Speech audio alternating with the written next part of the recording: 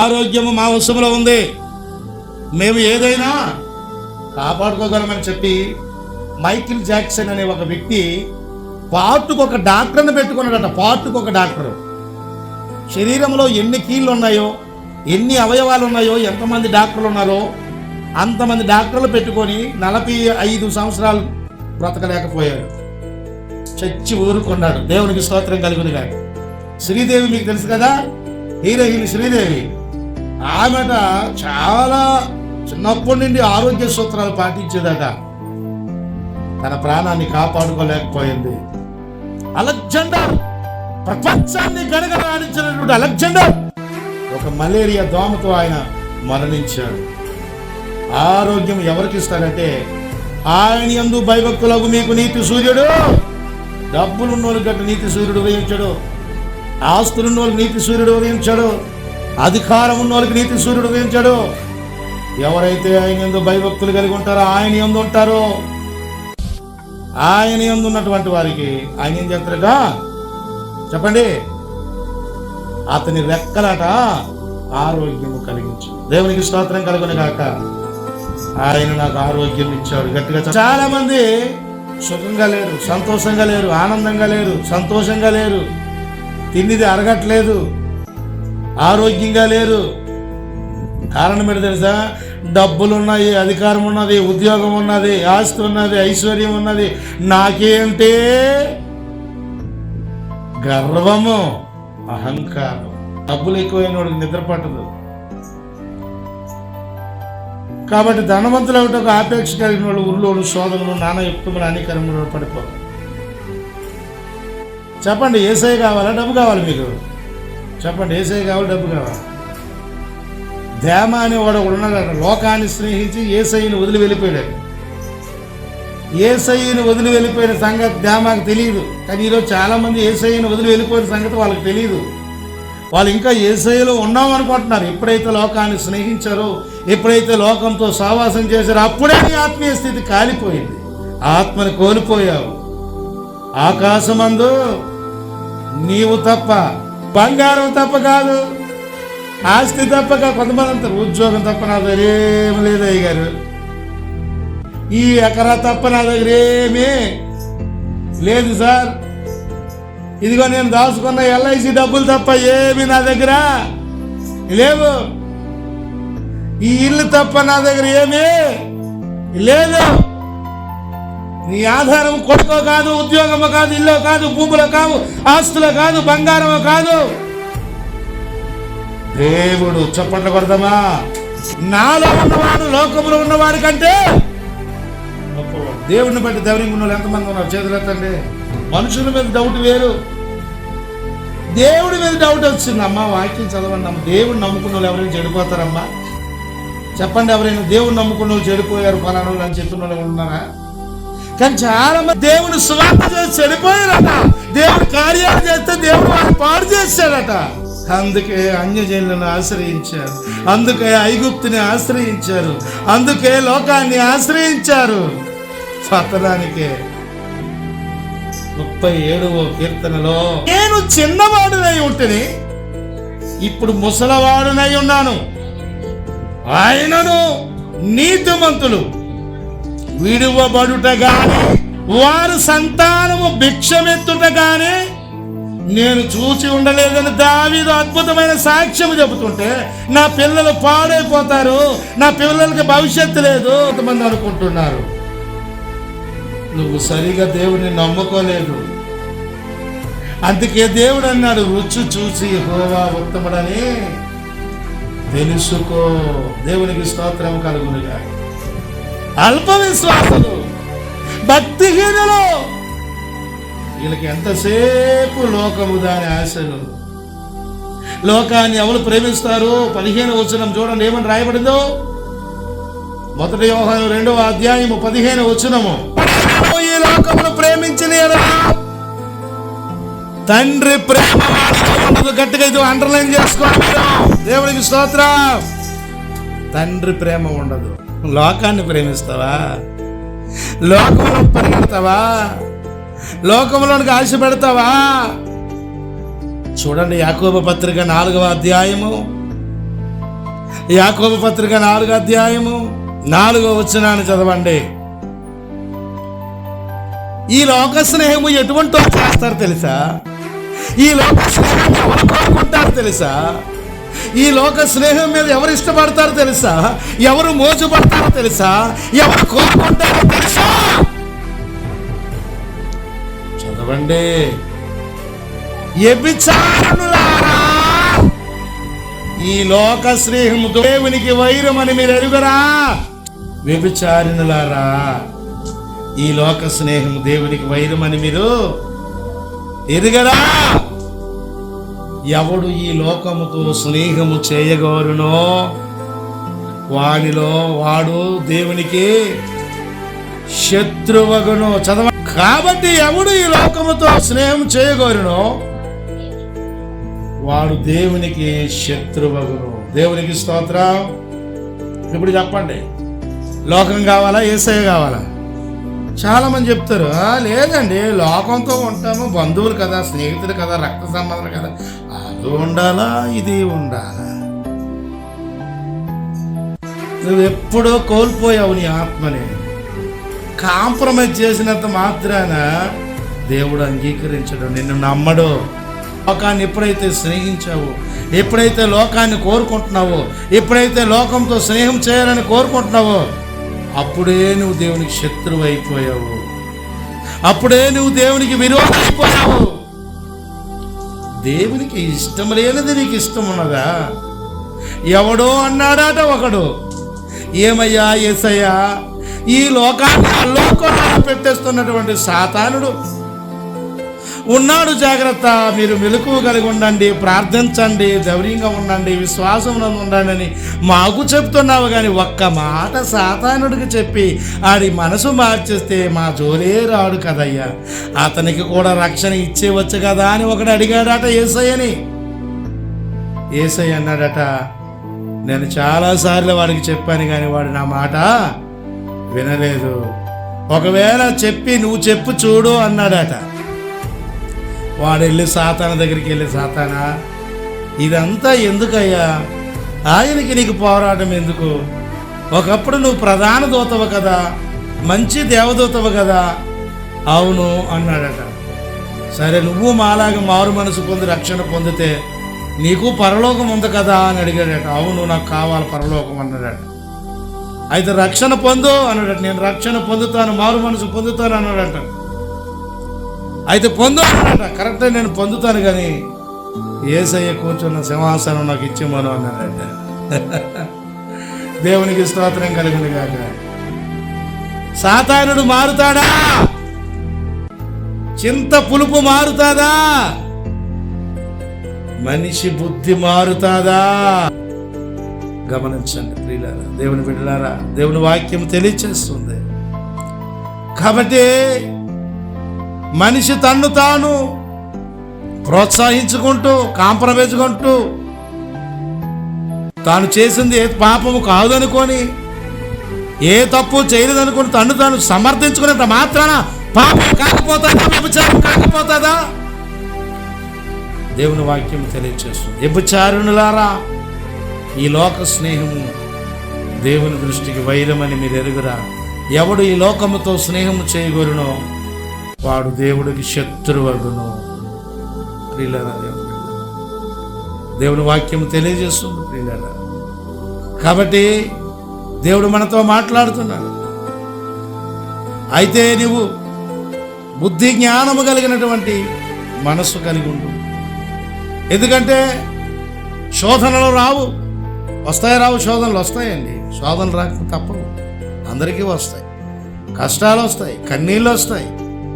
కాదు, శోధన తప్పించడానికి దేవుడు మార్గం తెరుస్తాడా తెరవడా? కానీ మనం ఏం చేస్తాం? కొరింథీయులకు రాసిన పత్రిక 10:13 సాధారణంగా మనుషులకు కలుగు శోధనలు తప్ప మరే శోధనలు రాలేదు. దేవుడు నమ్మదగినవాడు. మీరు సహింపగలిగినంత కంటే ఎక్కువగా ఆయన మిమ్మల్ని శోధింపబడనీయుడు. చప్పట్లు కొడదామా? దేవుడు మంచివాడా చెడ్డవాడా? మరి మంచివాడైనప్పుడు దేవుడు నీకు ద్రోహం చేశాడని చెప్పుకోవడంలో సిగ్గు లేదా నీకు? వాక్యం తెలియజేస్తుంది. దేవుడు నమ్ముకోవడమేనమ్మా, అలా ఆస్తేగం పోయింది, సిగ్గు లేదు ఈ మాట. వాక్యం తెలియజేస్తుంది. యాకోబు పత్రిక 1వ అధ్యాయము 13వ వచనం ఏమంటున్నాడు తెలుసా? దేవుడు కీడు విషయమై శోధింపబడనేడు, ఆయన ఎవరిని శోధింపడు గనుక ఎవడైనను శోధింపబడినయడా నేను దేవుని చేత శోధింపబడుచున్నానని అనరాదు. స్వకీయమైన దురాశ చొప్పున ఈడవబడి మరల కొరపలు పడినటువంటి వాడై శోధింపబడెను.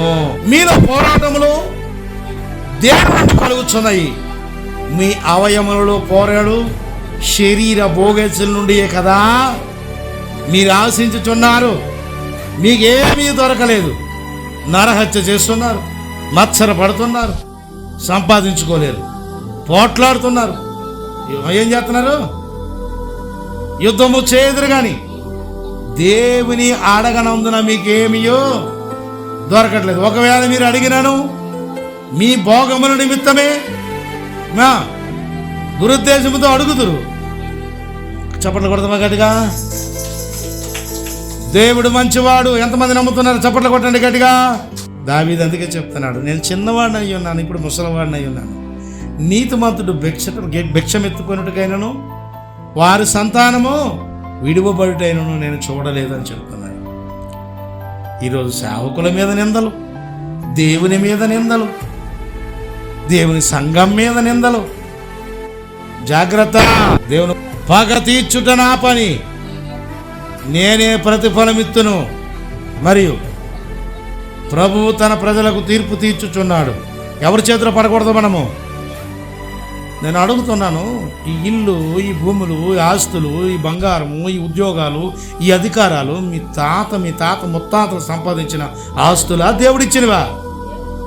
మరి దేవుడిచ్చిన ఇట్లకే మీరు ఇది నాది నాది నాది నాది అని విర్రవీగితే దేవుడు ఏమనాలా? ఎర్రివాడా, ఈ రాత్రి నీ ప్రాణము సాతానుడు అడుగుతున్నాడు, ఏం చేస్తావని అడగాల? నీవు సంపాదించినవన్నీ ఎవరు సొత్తు అవుతాయో తెలుసా నీకు? వాక్యం తెలియజేస్తుంది ప్రియులారా, నేను కాదు. కాబట్టి చాలామంది ఈరోజు దేవుని మీద, దేవుని సేవకుల మీద, దేవుని సంఘం మీద నేరస్థాపనలు చేస్తున్నారు. వీళ్ళకి దేవుని ప్రేమించడం చేత కాదు. అయితే ఒక దైవజనుడికి ఒక ఆలోచన వచ్చింది, దేవుని సేవ చేయాలా, మీటింగులు పెట్టాలా, కార్యక్రమాలు చేయాలా, సువార్తలు ప్రకటించాలా. అమ్మ వినండి, సువార్తలు ప్రకటించాలా, లేదా పేదవారికి సహాయం చేయాలా, దిక్కులేని వారిని ఆదరించాలా, సువార్త సభలు పెట్టించాలా, చాలా ప్రాంతాలకు వెళ్ళిపోయి అనేక మంది పేదవారికి భోజనాలు పెట్టించాలా. ఇలాగ మనం అనుకుంటాం కదండి, అవునా? అయితే ఈ ఆలోచన, ఈ ఉద్దేశము ఎవరి దాటిది? దేవునిదే, పాస్టర్ గారిదా? చెప్పరా?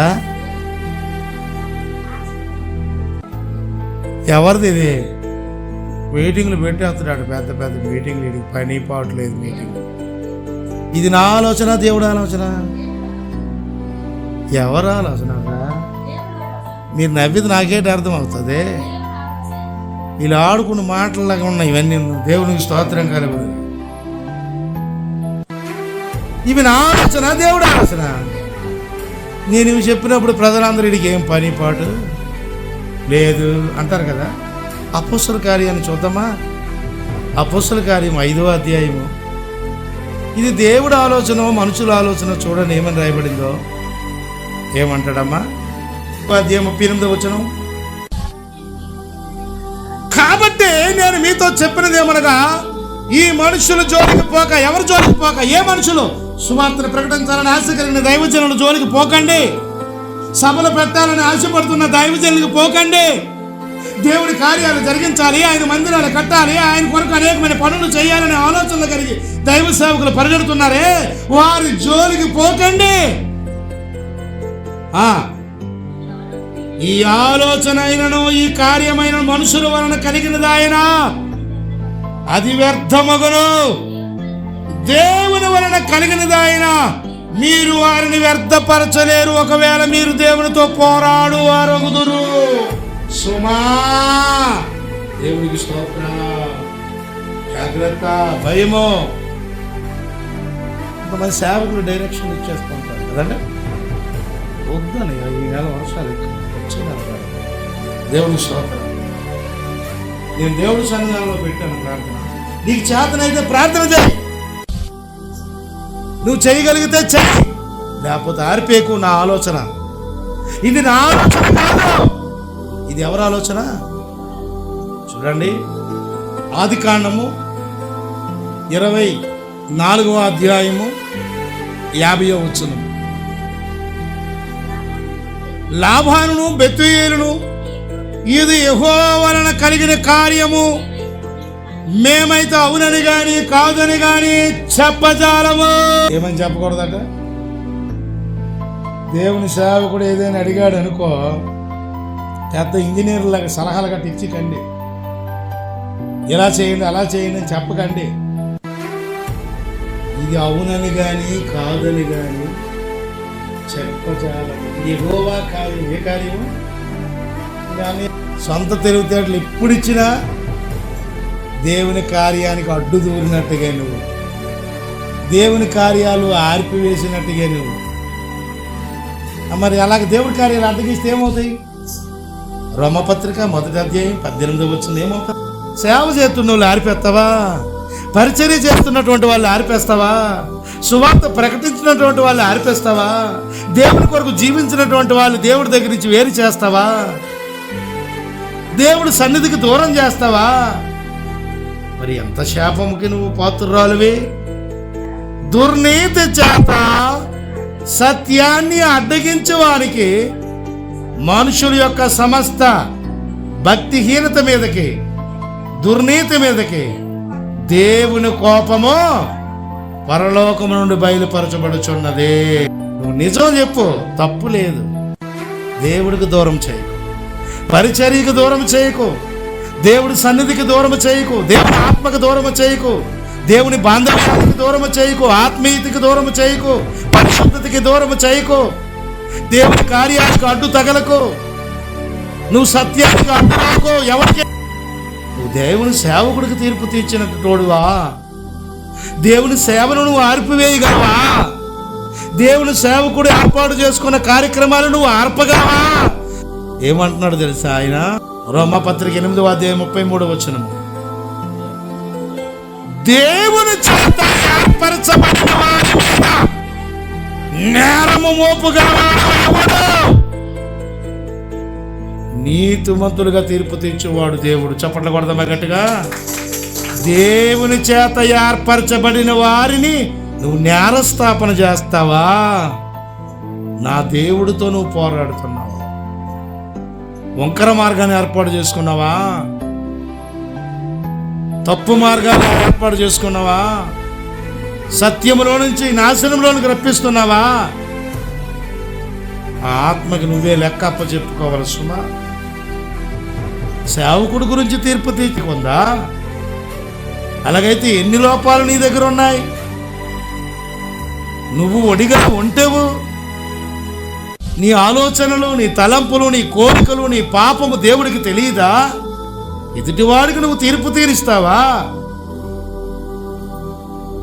రోమాపత్రిక 14వ అధ్యాయము 4వ వచనములో ఏముందో తెలుసా? పరుని సేవకునికి తీర్పు తీర్చు నీవు ఎవడవు? అతడు నిలిచి ఉండుటే అయినను పడి ఉండుటే అయినను అతని సొంత యజమాని పనియే. అతడు నిలుచును, అతన్ని నిలబెట్టుటకు శక్తి కలిగినటువంటి వాడు. దేవునికి స్తోత్రం. 130వ కీర్తన 3వ వచనంలో ఒక మాట ఉంది. నేను అంటాను, అందరూ పాపులే. అవునా కాదా?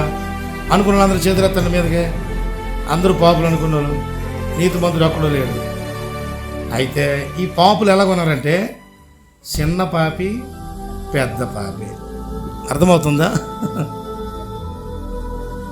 చిన్న పాపమే కదా, ఏట పాపం, చిన్న సొట్టేనట, చిన్న సొట్టే కాలుతుందట, పాపమే. బూతు మాటలు, 2 మాటలు కోపం వస్తే 2 మాటలు ఆడుతుందండి, బూతు మాటలు కాదా పాపము? నేనే దొంగతనం చేయను, పక్కింటి వాళ్ళ కూర మాత్రమే దొంగతనం చేస్తాను, అది దొంగతనం కాదా? ఎన్ని పాపాలు ఉన్నాయంటే ఇక్కడ తేడా ఏం లేదండి, చిన్న పాపి పెద్ద పాపి అంతే తేడా. చిన్న దొంగ పెద్ద దొంగ, చిన్న మోసగాడు పెద్ద మోసగాడు, చిన్న బద్ధికుడు పెద్ద బద్ధికుడు. 131 కీర్తన 3వ వచనంలో ఏముందంటే, యెహోవా నీవు దోషములను కనిపెట్టి చూచిన ఎడల ప్రభువా ఎవడు నిలవగలడు? గట్టిగా చప్పట్లు కొడదామా? కాబట్టి తీర్పు తీర్చు మనుషుడా, నీవెవడవైనా సరే నిరుత్తుడవు. ఎదుటివాడి విషయంలో నువ్వు తీర్పు తీరిస్తే నీకు నువ్వే తీర్పు తీర్చుకున్నవాడు అవుతావు. కాబట్టి సత్యాన్ని నువ్వు అడ్డగించకు, పరిశుద్ధతని అడ్డగించకు. అది దేవుని పని, దేవుని సేవ, దేవుని పరిచర్య, దేవుని సువార్త, దేవుని కార్యాలు, దేవుని మందిరాలు, దేవుని యొక్క సభలు, దేవుని కార్యక్రమాలు. అవి నువ్వెవడో అడ్డగించడానికి ఎంతటి వాడివి? రాజులు, చక్రవర్తులు, గొప్ప గొప్పవారు అన్నోళ్ళు మట్టిలో మొన్నై కొట్టుకుపోయారు. ఎంతటి దానివి నువ్వు, ఎంతటి వాడివి? బి కేర్ఫుల్, జాగ్రత్త. దేవుని వాక్యం తెలియజేస్తుంది ప్రియులారా, ఆయన దృష్టిలో అందరూ సమానులే. ఆయన్ని ప్రేమించండి, ఆయన స్తుతించండి. మనం అందరం చచ్చిపోతాం, ఎవరు బతకలేం. ఎన్ని ఆస్తులు సంపాదించుకున్నా, ఎంత బంగారం సంపాదించుకున్నా, ఎన్ని ప్రమోషన్లు తెచ్చుకున్నా, ఎన్ని ఉద్యోగాలు తెచ్చుకున్నా, ఎంత ఆస్తి సంపాదించినా, ఎన్ని భూములు సంపాదించినా, ఏదో ఒకరోజు మరణం వస్తుంది. పరలోకానికి వెళ్ళినప్పుడు దేవుడు అడుగుతాడు లెక్క, నా కొరకు నువ్వేం చేశావు? అప్పుడు నువ్వు లెక్క ఏం చెప్తావు? జాగ్రత్త, జాగ్రత్త. దేవుడు నిన్ను లెక్క అడుగుతాడు. ప్రార్థన చేద్దాం.